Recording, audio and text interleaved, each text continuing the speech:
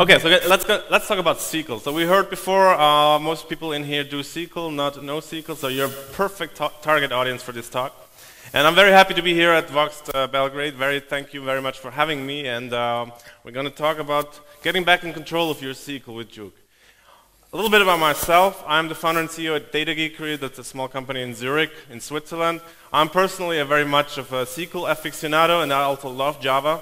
And I think those two are the most popular languages, and when they work together, miracles can occur. And I always say SQL is a device whose mystery is only exceeded by its power. And you will certainly agree with this during this talk. A little bit of a disclaimer. I think if you have some Oracle talks before, SQL is a very corporate thing, so we have to do this kind of disclaimer here at first. Sorry for that. Anyone actually reading this? No? Oh well, let's talk about SQL. So SQL is powerful, I told you. So this is my reaction when I forget the where clause on my delete statement, which is a really powerful statement with auto commit on, right? So who has had this happen to him before? Yeah? You can raise your hands. It's quiet and dark. No one sees you. I had this happen. Everyone does.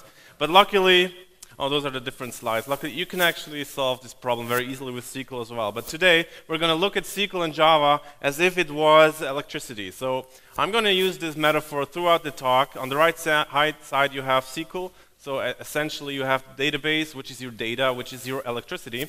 And you want to get that electricity into your appliance, which is connected with a jack. So you put the jack into the plug, and you get the data in your application.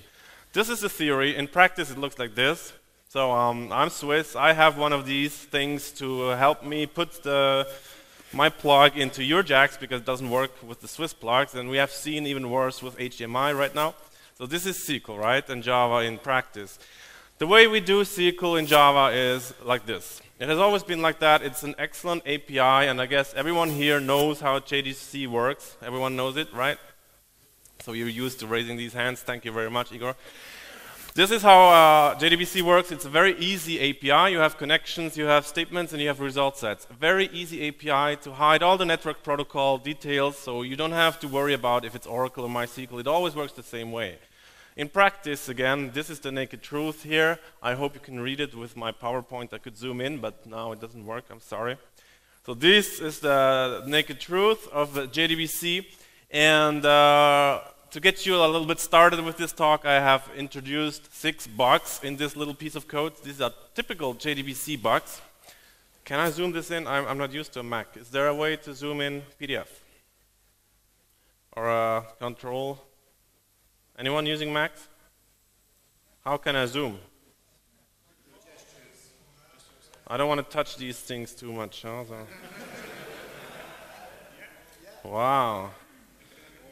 This is nice. So, no, I have a very nice magnifying glass on my Microsoft PowerPoint, so this is not making me use the Mac. But let's find the 6 bugs. Just scream when you see a bug and tell me what it is. 6 typical JDBC bugs that everyone does, even senior programmers do it all the time. Does anyone see any bug? I think screaming is a bad idea. So I heard one answer over there. The column. Is a count, the first comma. That's correct, right? So you mean on line number 3. But at the comma. Oh, you mean, oh yeah, you mean the empty space. So that's, I'm not sure if that's the bug you mean, but if is a count is false, then you don't have any characters there. You have an empty string. And you concatenate txt and from, right? So line number 2 and line number 4 is concatenated with an empty string. And that's certainly a bug, yeah. Typical syntax error with JDBC. So there was one more bug over there. Yes? Exactly. So you said there are 3 parameters, but perhaps we only have 2. We always bind number 1, 2, and 3 on lines 8, 9, and 10. But the bind variable on line number 3 might not even exist. Again, so this is very tedious with JDBC. You have to remember concatenating strings and at the same time counting the index variables. So it's a lot of work to get this right when you're writing dynamic SQL. So those are 2 bugs. Very good. Number 3 over there. Same bug? Yes? Wonderful, that's the worst of them all. SQL injection on type. On line number 7, please don't do this. And if you do this, I suggest you have some sort of a little pig in your office where you can put 5 like euros in it or something like that. Everyone who does this mistake has to pay 5 euros. On line number 7, you have type, so someone comes and sends you a type variable from your user interface called apostrophe, semicolon, drop database, right?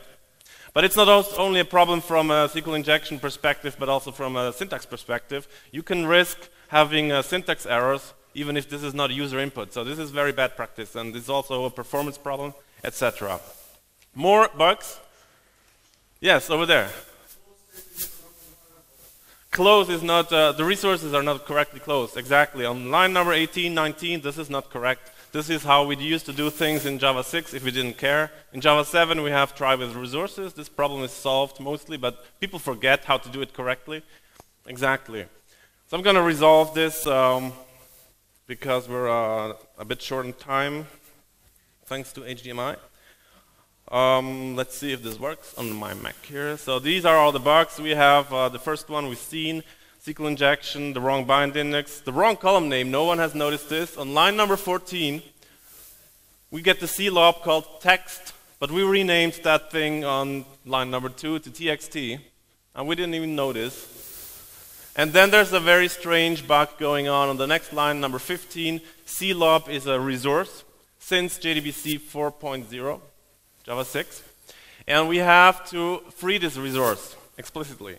So this can lead to memory problems, not necessarily memory leaks, but memory problems when you don't free your CLOPs, because CLOPs can live longer than the transaction. So a CLOP connection might outlive the transaction. You close the transaction, return the connection to the pool, and you still have that resource. A lot of memory might be wasted when you don't free the CLOP, so you have to call CLOP free. Don't forget this. JDBC, when we get back to the electricity metaphor, means this for developers. So JDBC is a very low-level API, a wonderful API. You have to imagine back in the days, in 1997, when it was introduced to Java, JDK 1.1, you had all those databases. They were very different. SQL has just been standardized, and they invented this API, or rather copied it from Microsoft, from ODBC. They invented this API and hid all the abstraction and the protocol layers behind, but you're actually working on this low level, so you have a lot of these errors in your daily work. People started thinking about these things and started introducing new technologies, so we have something everyone loves here. So if you have ever worked with this technology, who has? EJB2? Who loves the memory of EJB2? I see no hands now. Okay. EJB2, the idea was very simple. Because SQL is very tedious in Java with JDBC and very error-prone, you don't want to write insert, update, delete all the time when you have very simple statements. So if you have something like a customer request object, you have an ID, you have a text information, you want to delete it with remove, you don't want to write the delete statement, right? That's very boring. So CRUD is very boring. This is what they solved with this. To naked truth, as always in this talk, I'm not going to zoom in. You don't have to read this. But I wrote this myself in a previous assignment, previous company. I wrote this myself, and I know it's wrong. Why? Because I copy-pasted this from a different entity bean, hoped that this works. It has some things in here like max beans in free pool. This is a WebLogic configuration of an entity bean, EJB20, max beans in cache. I don't know what these things really mean. Does it mean I have contention now if I have many users on the system that want to, at the same time, access customer requests? I don't know. Is this a resource management thing that I should handle differently? I have no clue how this works. Really, literally, no clue how this works. So this is why no one of you really liked this technology when I asked you guys. Things got better eventually, so don't take everything seriously as I'm talking, but I'm kind of ranting about things of the past, but we still have these things of the present. So JPA and EJB3 is a very nice technology. They got it much, much better now. You don't have to configure all these complicated things back in WebLogic. You just have those entities, like an event. You persist them in your entity manager within the transaction. You query it with the special language, and you can do operations directly on the entities. And the nice thing about this is, Oh, I deleted the slide with the nice thing. But the nice thing is you can navigate your entity model directly with an API. So I guess a lot of you actually use JPA or Hibernate directly in this room. About half of you, more or less. That's a little less than SQL directly. The naked truth here is actually this one. So you have this model here. And if you look at this model, what you really have is you have three models. First of all, from my perspective, the most important model is in your database. You have your database schema, because that one is the one that will live forever. While the applications on top of it may change, you can access your database model from Perl, from whatever application, also from Java. So that is one model. Then you believe that this Java class is your second model. That's the one you want to use. But you have a third model, and the third model is modeled with these annotations right here. So you have these three models that model the same thing, and you have to always keep them in sync. And it's very hard to make the right decision. Should you first design your entity Java classes and then the annotations and then the database model? Or should you go the other way around and first design the database in your database and then correctly annotate your entities? Should you generate them or not? These things can be very tricky, and you're limited in the expressivity of your model, because the real model in this technology is the annotations. If you can't do it with the annotations, then you cannot do it with your application. So you're limiting your SQL and database usage by whatever is possible with the annotations. And it goes on. Annotations, we've heard a talk just before by Jürgen, so he preached annotations. I will preach them as well. This is how we do SQL, probably. Who does SQL like this? More or less. No one raises their hands anymore. You don't dare it. You write these joins, so you have this declarative language written in annotations, and you write these joins with annotations. And people go through very, very lengths of writing these kind of SQL statements without writing actual SQL, but annotations. It's a completely different declarative language that translates to a new declarative language.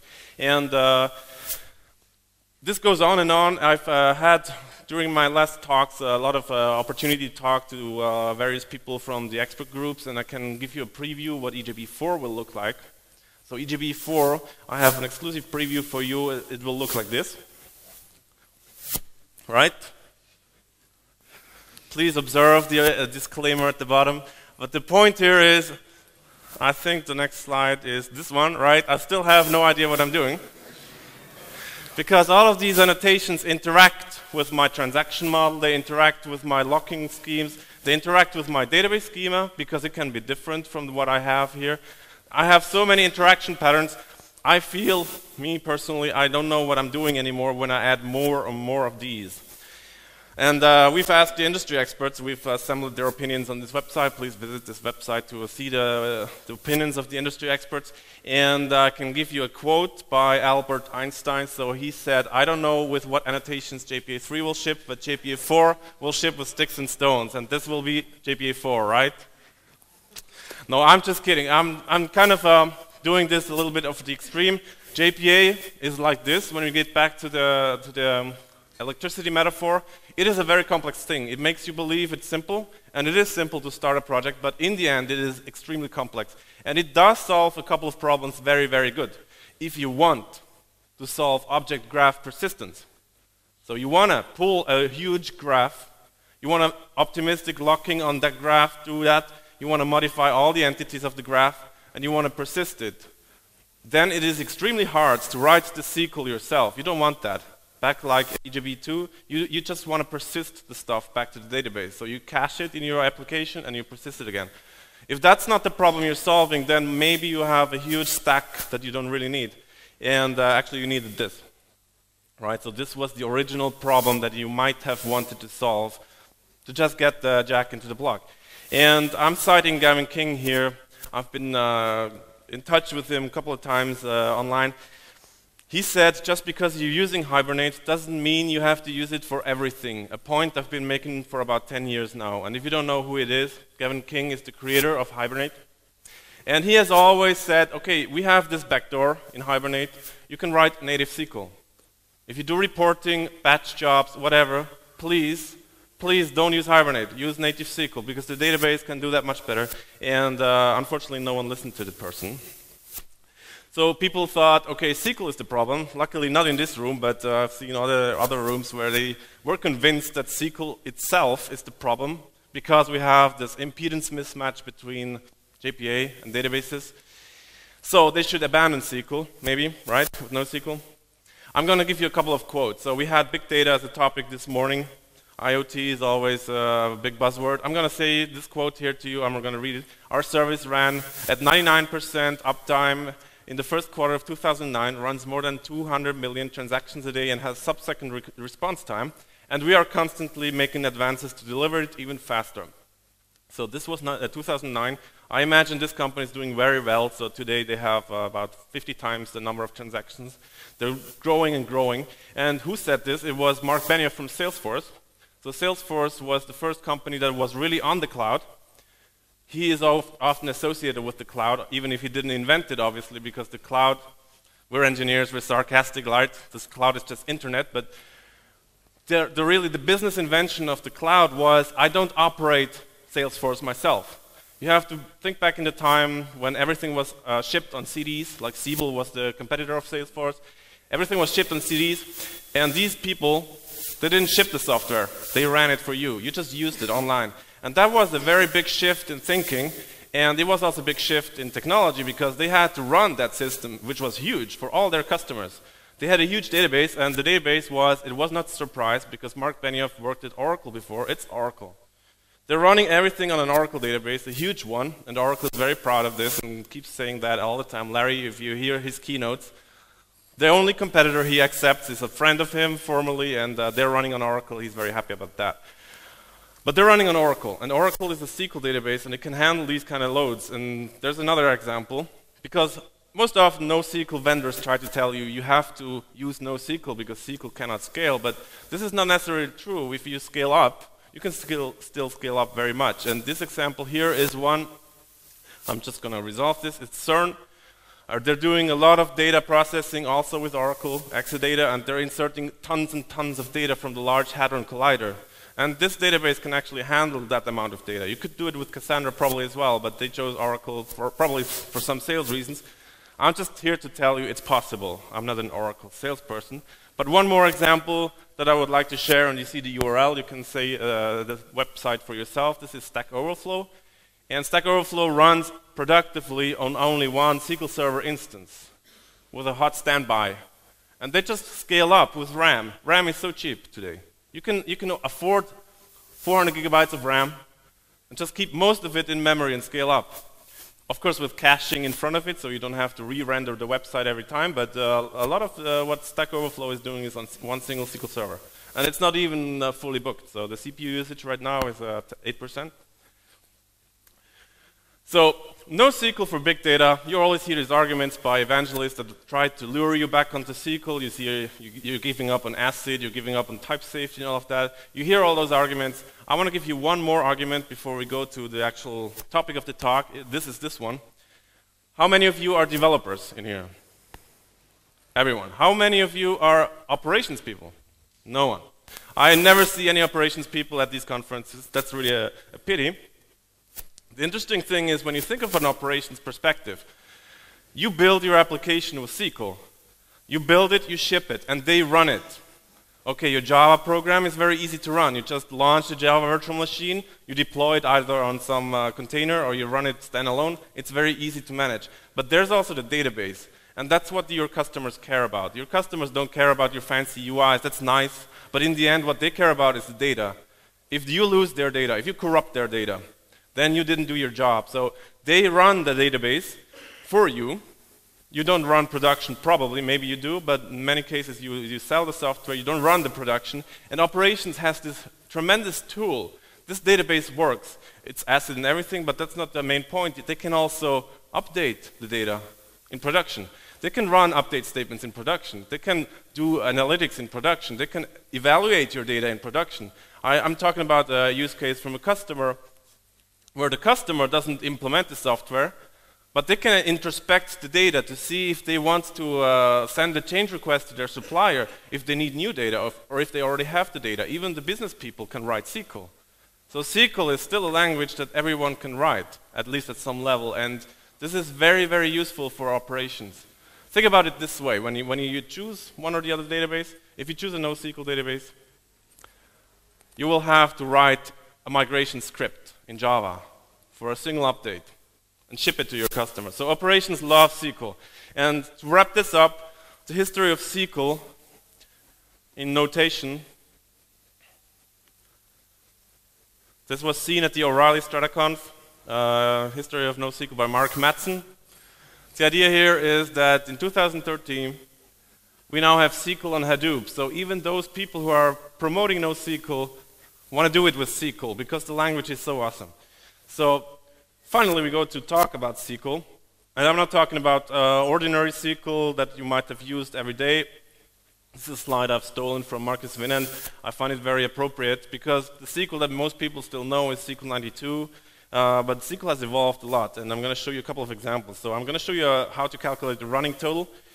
And I think I have to speed up a little bit with this part. I have a second talk afterwards where I explain these things in detail, the advanced SQL stuff.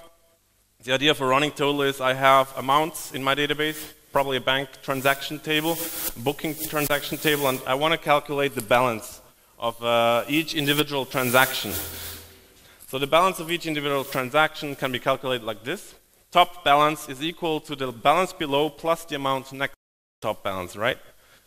So we can go through the whole result set and always iteratively or recursively calculate the balance based on the balance before plus the amount next to it. This is what we call a running total. It runs through the result. And this is how you would write it with Excel, right? So you have a nice little formula. You can pull it down and just calculate stuff on the fly as you have new data. This is how you would write the same thing with SQL. How many of you would solve this problem with SQL in the first place? You would? How many would have solved this with Java? Everyone? It's a matter of taste in this case, and I'm going to again promote the next talk. It's a very good decision to do this with SQL. I'm just flying over these clauses here. Yes, we have a lot of keywords. This is SQL, right? So we have a lot of keywords. But essentially, you're calculating a sum over a set of data. So we have sum over a set of data. And the whole thing is called a window function because we have a window over this set of data. And the window is partitioned by account ID.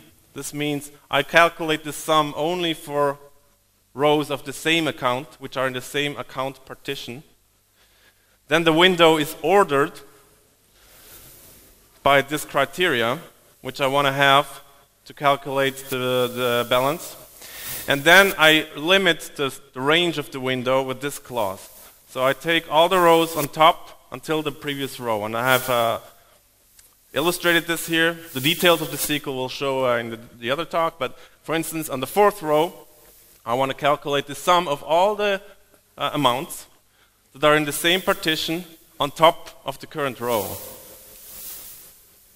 That's an extremely useful SQL feature. It's called window functions.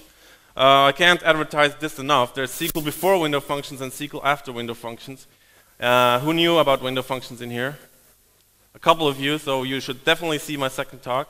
This is one of the most awesome SQL features. It's part of the SQL standard. All commercial databases support this feature. And also Postgres and Firebird for among the open source databases. And you can do a lot of calculations directly in the database, extremely fast because that's all in memory. So once you have loaded the transactions, you can calculate that stuff in memory. It has nothing to do with a relational model because you do a partitioning, ordering, and all that stuff that has nothing to do with relational algebra. But it's an extremely useful SQL feature, and once you know it, you will use it everywhere. I promise you. So again, advertising. Thank you very much, Vox Belgrade, for having me twice. This talk will, the second talk will tell you much more about how this works. So this is one more example here. Let's assume we've done this polling, which is the most popular SQL framework in Java.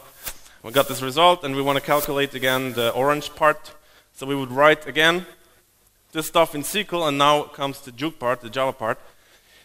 When you have this SQL statement in mind, and you want to write this SQL, no matter how advanced it is, you want to write it down exactly like this. So let's remove all our thoughts about JPA, where you just want to load and persist. Let's talk about querying. Let's talk about reporting. So when you want to evaluate stuff and report stuff and calculate stuff like this, you want to write it like this, in this example, and you could write it in Java exactly the same way. This is how you would write the same statement with jOOQ. So the idea behind jOOQ is every keyword in SQL is a method in Java. Every table and column in SQL is an object reference in Java. So we have p.text, p is the table, it has a .text attribute, which is associated with a string type, and you can select that. The same goes for the table. When the from clause starts, you have pull options. Remember, pull options is the table. You alias that to p, you write as p, and you get the renamed table. And everything is type checked. So this is a domain-specific language written in Java, and it has all the typing information from your database. And I'm going to show you an example afterwards how this works. Unfortunately, we don't have too many Scala developers here, because otherwise you would appreciate this view here. This is the same statement in Scala. Scala has symbolic methods. You can use an asterisk or the divider sign or two pipes as method names in Scala. Plus, in Scala, you can remove parentheses around method calls. So you can actually make this look even more like SQL. The idea behind this is you want to think in terms of SQL. You want to do the joins, you want to do the group by, whatever you want to do. You want to write it down exactly like this, and you can have this Java or Scala compiler type check your SQL. So I always say, back to the electricity metaphor, what jOOQ means for developers, it's this thing I'm using also here. I also have one for HDMI if the projector takes VGA, for instance. jOOQ is just an adapter. It does the plumbing. It does actually the bridge between one language and the other. And a friend of mine, Axel Fontaine, who is the Flyway developer and BoxFuse CEO, who in here is using Flyway, by the way, migration software, excellent tool. He told me don't show this Frankenstein image. That will just scare them all off. So this is what jOOQ is, right? Okay. So a couple of examples, and luckily I anticipated these problems with HDMI and I did all the screenshots. We're going to do a couple of examples. Let's see the timing, still good. We're doing these examples against the Sakila database, which we're seeing here. This is the Sakila database. It's an open source example database from MySQL. It has been ported by a company called ETL Technologies to various other databases like Oracle, for instance, or Postgres. It's excellent to do demos and workshops and stuff like that, or evaluate things, because it has all the nice relational features. It has one-to-one entities, one-to-many entities, many-to-many entities, relationships, I mean, and the usual things that you want to do with SQL. So it's a very nice schema to do tests on, and the idea behind jOOQ is you want to have all those objects in Java as well. So you do a code generation step. jOOQ has a code generator that gives you all these objects directly in Java. So you have a tables class with references to each individual table. And once that is generated, when you go into one of these classes, you also have the columns of each individual table. And I should have explained the Sakila database a little bit more. It's actually a DVD store, a DVD rental store. And you have films and languages for the films and actors for each film and all these kind of things. So that's very nice to do demos. So you have the actor right here. The actor has an ID column, a first name column, a last name column. These are all attributes in Java directly. And this is how it looks when you see look at the source code. So you see each column has type information associated with it, and the according table associated with it. So you have the first name and you know it is a string. All you do afterwards to use this generated code is just to import statically all the tables in your DAO or wherever you put the SQL logic, in your repository when you're using Spring, or in your DAO or whatever, in the service or the session bean if you're using Java Enterprise Edition. You just static import all those tables and then you use them directly, and you can start typing.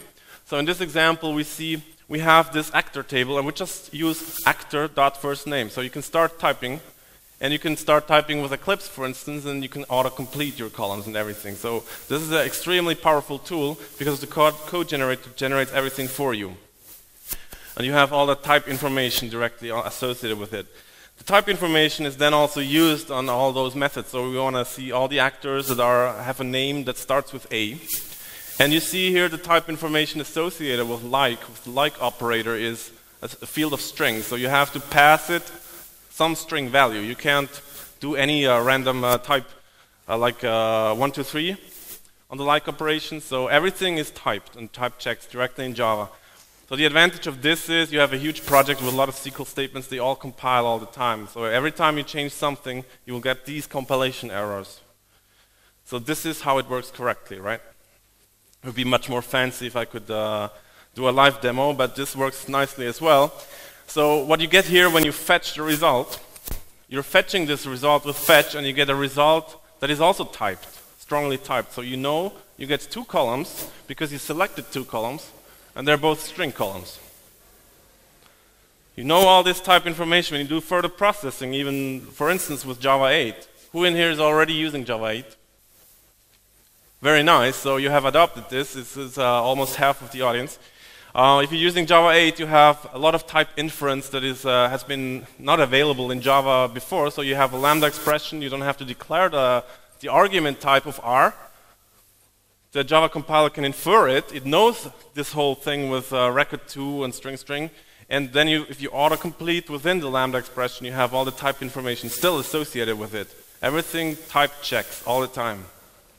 This is how you would write SQL anyway. If you do PL SQL or some other procedural language, Postgres SQL or Transact SQL, you would have a compiler as well that validates all your record types.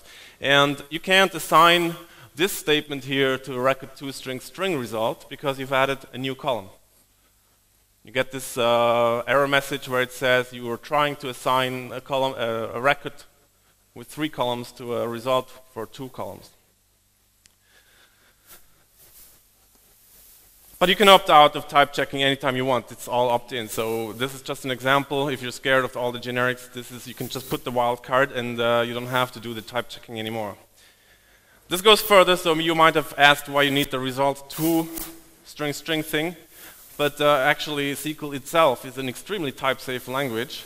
You don't notice this every day because you're using it maybe with JDBC or maybe with JPQL, which are both interpreted in Java because it's just strings. But if you can manage to type check your SQL like this, then the compiler can actually verify if the second part of a union, the second subselect, has the same amount of columns as the first part of the union, the first subselect, and even if those match from the type perspective. So here I have an example. The first subselect selects 2 columns, the second subselect selects 3 columns, and as I've seen before, all the type information is available on the API, and you get a compilation error. Imagine this to be a huge report with 5 union subselects, and then someone wants to add 1 column, and he forgets one of the union subselects. If you use a view, a database view, your Oracle is going to compile this for you. In Java, you get bugs at runtime if you're using JDBC directly. So this is the idea of type checking. It goes further. When you have an in predicate, for instance, you have actor ID. So I'm going to select all the actors that are also that have films. So I semi-join the film actor entity relationship, and I want to see if an actor is involved in any film. I can do this with in, and the subselect must have 1 column. Everyone knows this. So if you have 2 columns in a subselect with the in predicate, you get a compilation error in Oracle directly, and you can get a compilation error also in Java with jOOQ. So the correct solution would be to have 1 column only there. And there's a nice feature in SQL that few people know. There's row value predicates. So you have this row operator, and with it you can use 2 columns and compare them with 2 columns in the subselect as well. He's pushing me to the limits over there. Thank you very much. So you have 2 columns. You want to see is the actor by first name and last name also a customer. So you can compare each first name and last name tuple with each first name and last name tuple in the subselect. But here we have a mistake. We have again 3 columns in the subselect. And the compiler will tell you this is wrong. And the nice thing is this row operator. Few people know it. You should look it up, especially if you're using Postgres or Oracle. It's very, very useful. You can always compare several values with several values. You can compare the complete tuple, and it's not supported in every database, actually. So a couple of databases support this very nicely. This is the SQL that is generated by jOOQ on Oracle. So it's one-to-one the mapping that you actually wrote with jOOQ. So you have the SQL statement where actor like A and actor first name, last name, the tuple is in the subselect, in the set returned by the subselect. If you're using SQL Server, things get a bit more hairy, but jOOQ emulates these things for you. So jOOQ does a lot of SQL standardization. Everything that is part of the SQL standard should be in the jOOQ API. And if some database supports some vendor-specific functionality, it's also in the API. But if you're using a different database, but you still want to use the feature, there's always a way to emulate things. And this is how you emulate this predicate on SQL Server. Because this in predicate can be rewritten into an exists predicate.